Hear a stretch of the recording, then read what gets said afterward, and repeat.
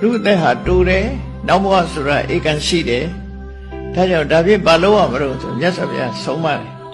ကတ္တဗံကုသလံအပြစ်ကင်းပြီးတော့ကောင်းကျိုးချမ်းသာရတဲ့အလုပ်ကိုလုပ်ပါလို့ပြောတယ်ကုသိုလ်ဆိုတာအပြစ်ကင်းပြီးကောင်းကျိုးချမ်းသာပေးတဲ့အလုပ်ကိုဆိုလို့တယ်ဘယ်ဟာပဲဖြစ်ဖြစ်ကောင်းတဲ့လုပ်မကောင်းတဲ့လုပ်ဆိုတာနှစ်ခုရှိတယ်နော်အစားတောင်မှပဲခန္ဓာကိုယ်အကျိုးပြုတဲ့အစားအစာရှိတယ်ခန္ဓာကိုယ်ထဲမှာအစိတ်တောက်ဖြစ်တဲ့အစားအစာရှိတယ်တဘာဝကောလေအဲ့ဒါလိုပဲလူစိတ်ထဲမှာဖြစ်တဲ့ဟာက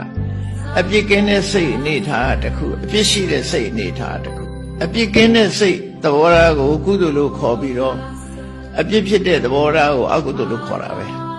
ကုသိုလ်အကုသိုလ်ရှင်းရှင်းလေးသူကအပြစ်ရဲ့ပြီးတော့အကျိုးထုတ်တဲ့အခါမှာသူကနှစ်ခုမှတ်တာကုသိုလ်ဆိုတာအပြစ်ကင်းတယ်အပြစ်ကင်းတယ်တန့်စင်တယ်ကောင်းကျိုး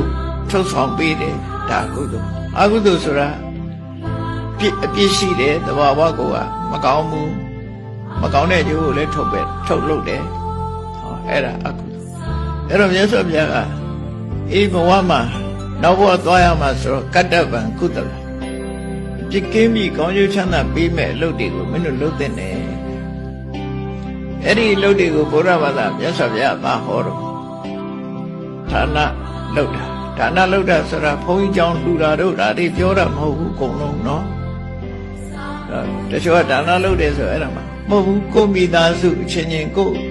အပေါင်းအသင်းတကယ်ချင်းတွေမှာကြွေးတာမွေးတာဟိုရင်ပြုတာကိုစားတဲ့တဲ့ခွဲပေးတာကိုညီတာအလုံးဟာဒါနတွေကြီးပဲကော်ဖီတစ်ခွဲတိုက်တာအစားမျှဝေစားတာမှန်တယ်ဒါနပဲကိုပေးတာ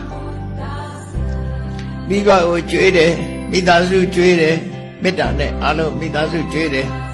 နောက်ရှင်မေမိတ်တင်္ဂါတွေကြွေးတယ်အလှူဒါနပြုတယ်အလုံးဒါတွေကဒါနတွေကြီးပဲ